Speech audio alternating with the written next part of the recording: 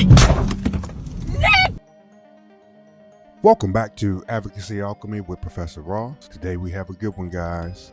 Today we have a compelling case to dissect, a story of a teenage act of violence and impulsivity that was caught on video, and the legal consequences that followed.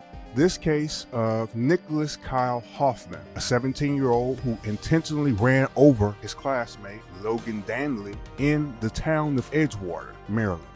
He was originally sentenced to 25 years for attempted first-degree murder. We'll examine the case details, the legal principles, and how the judicial system responded. Let's dive in. Ready? Is it recording? Mm-hmm. Oh my god. Oh my god. Nick.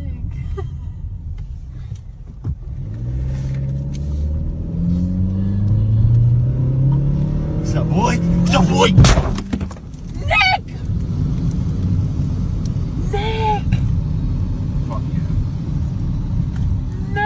Nick! The teen charged with intentionally running over one of his classmates with his car and then leaving the scene is going to serve 25 years. All right, let's go to WMAR2 News' Skylar Henry, who spoke with the state's attorney about the judge's decision. Skylar? Yeah, Jamie, the state's attorney's office released video of that hit and run to us today.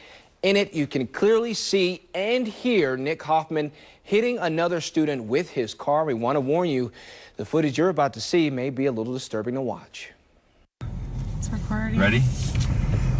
Is it recording? Mm-hmm. From the time the cell phone video camera is turned on, you can hear what Anne Arundel County State's Attorney Wes Adams says is then 17-year-old Nicholas Hoffman and his plan. What's up, boy? What's up, boy? Regardless of what the dispute was before, you don't use a car, you don't run somebody down in a way to settle that. I mean, that's just not the way lawful people behave. The video shows Hoffman intentionally running into and over 16-year-old Logan Dandley. His reason? Adams says simply an argument in their high school. There's no doubt that, and what we were looking to prove was the premeditation, just the mindset of what he was doing going into this brutal attack. To use his car like a weapon like that it's actually really unheard of in my 22 years of experience. Nick! Hoffman then drove away from the scene, but was stopped a few blocks away after officers noticed the damage to his vehicle. Adams says witnesses alerted a school resource officer to what happened, one of whom was instructed to start recording that cell phone video, and that helped police not only find out who was responsible, but pinpoint the how and why in this brutal hit and run. And he drove away, and there was no hesitation, there was no swerving. He put him right between the headlights, and he hit him. He knew what he wanted to do. Absolutely knew what he wanted to do. The video clearly shows what his intent was, both verbally, physically, and of course visually. Now, Hoffman was convicted of attempted first-degree murder and first and second-degree assault. Amazingly, Dandley was able to recover from his injuries. All right. This cell phone video of the recording of the attack played a significant role in securing a conviction against this teenager, Mr. Hoffman. Now let's analyze the key moments of the incident. When Hoffman accelerated toward Dandley for a full 8 seconds, the impact with Dandley being struck and thrown over the car, you saw the results on the windshield, and then the aftermath when Hoffman fled and didn't stop to see if anyone was injured. This was no accident, it was intentional, but how did the law define and address his actions? This is a serious case, and Maryland, like many states, takes incidents like this quite seriously. Let's break down the charges in Hoffman's case. First, you have attempted first-degree murder. This is found at Maryland Criminal Law Articles, Section 2-205. This charge required proving Hoffman acted with premeditated intent to kill. The prosecution pointed to the planning, the acceleration, and the video as clear evidence of intent.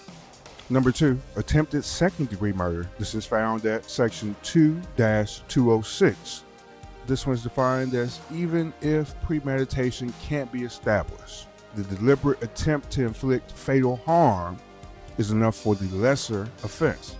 Number 3, first-degree assault. This is defined as Section 3-202 of the Maryland Criminal Law Articles. This means to attempt to cause physical harm with a deadly weapon. Here, the car made this offense a felony, and it carried a potential of up to 25 years in prison. Number 4, second-degree assault. This is found at Section 3-203. This is a lesser form of the assault.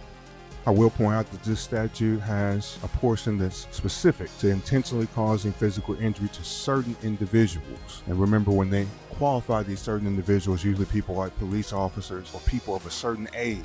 Here, probably because the person he ran over was a minor. It carries a penalty up to 10 years in prison, a fine of up to $5,000. You have to keep in mind that though he was found guilty of this charge, all of these charges were merged in with the larger charge. So this second degree was merged in with the first, and that first degree was merged in with that attempted charge. They carried the ultimate 25 years in prison. Additionally, given the circumstances and Hoffman's age at the time, 17 years old, he was tried as an adult. He attempted to have his case transferred back to juvenile court, but the judge ruled against it, citing public safety and the premeditated nature of the attack. Ultimately, he was tried as an adult and he was found guilty on all 4 charges. Next, let's move into the evidentiary standard that had to be met in order to find him guilty. Understanding how the prosecution built its case is crucial. Let's apply the 6 levels of evidentiary standards to this case. First, you have mere suspicion. This is the lowest level of evidence and refers to a gut feeling or a hunch that doesn't have any concrete proof. Authorities initially had suspicion due to the 911 call and reports of a hit and run near the high school. Number 2, reasonable suspicion. At this level, there's specific and articulable facts that would make a reasonable officer suspect that a crime has occurred or is occurring. Witnesses and the initial vehicle damage gave officers enough cause to stop Hoffman. Number 3, probable cause. This means there's enough evidence for a reasonable person to believe that a crime has been committed and that the suspect was involved. The cell phone footage and witness statements provided enough evidence for an arrest and for charges to be brought. Number 4, preponderance of the evidence. This standard is primarily used in civil cases and requires showing that something is more likely than not, and that means over 50% of the evidence points to one person's claim being true. In a civil case, proving Hoffman was responsible will require just over 50% certainty, which would probably be easily met with just a cell phone video. Number 5, clear and convincing evidence. This standard requires a high degree of certainty. We say about 75% of the evidence needs to point to this claim being true.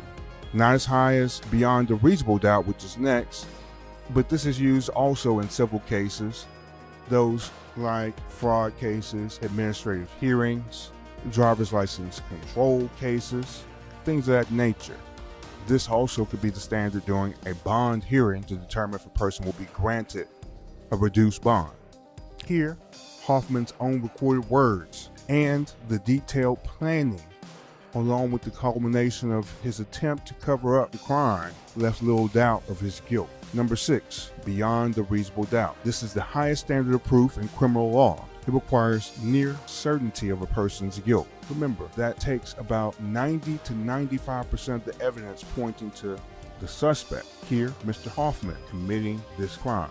The prosecution successfully convinced a jury that Hoffman acted with intent, securing a conviction on the most severe charges. Imagine yourself on a jury in this case. Maybe you might have some questions like these to consider. First, did those 8 seconds before Hoffman accelerated suggest that he intended to kill or merely injure this person? Next, what role does a cell phone video play in shaping your perception of his guilt?